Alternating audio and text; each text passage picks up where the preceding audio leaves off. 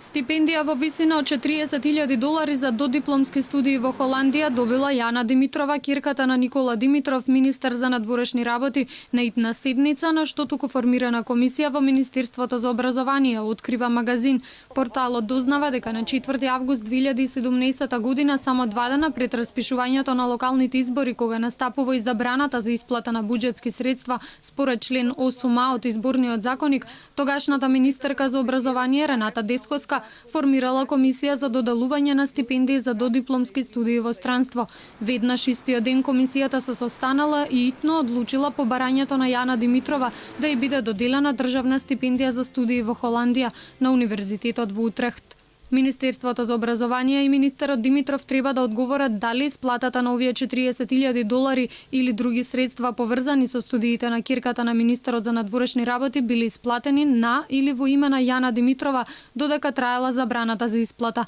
За буџетски исплати во овој забранет рок кривично се одговара. Освен школарина за Универзитетот во Утрехт, стипендијата на Јана Димитрова покрива и авионски билети до Холандија и од Холандија кон Македонија на почетокот и на крајот на секоја студиска година.